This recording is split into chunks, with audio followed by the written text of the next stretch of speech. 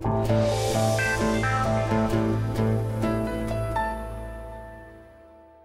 goal of Fibroid Relief is to change this paradigm and educate women and the medical community about all treatment options available for uterine fibroids. I mean, my ideal world would be that you would go to discuss your uterine fibroids with your physician, and you would sit down and talk about all the treatment options available to you and have that open conversation where you could decide what would be the best option for you. There are opportunities for that kind of conversation, and we hope that events like this and working with wonderful physicians like the three that are up here tonight will start to change and shift this paradigm. If you're suffering with fibroids, you can actually take some amount of control over what happens with you. You don't have to just turn it into an emergency. You can, most of the time, control what you decide to do. You should try to think about what's right for you.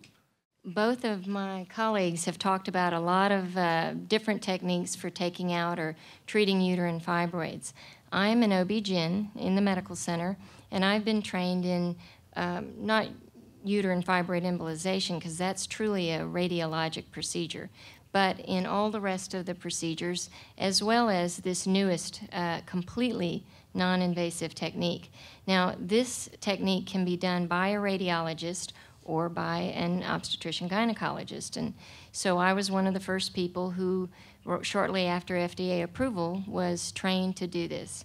Unlike the other procedures, which require some, even though some are minimal, some form of puncture into the body, this one is actually done without anything other than an IV.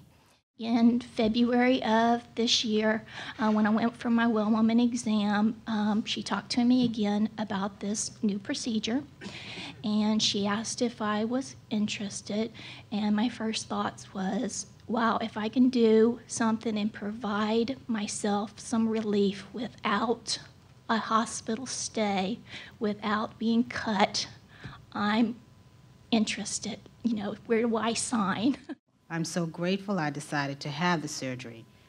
If I hadn't, I'm certain I would have ended up with continuing problems or a completed hysterectomy. Whatever you ultimately decide, you owe it to yourself to consider your options. We're really committed to raising awareness about the full range of treatment options. We want you to empower yourself with information so that you can engage yourself and really understand what your options are and find the right option for you, so you can move forward and get back that quality of life.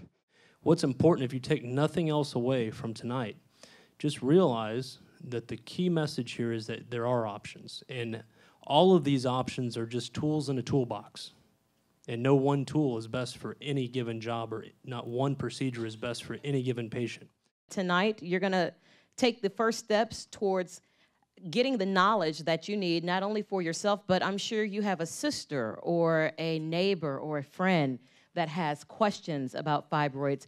And because you've chosen to come out tonight to get answers for yourself, you're now going to be able to share the information with other people as well. So again, a round of applause for yourselves for taking the steps to come out and get informed.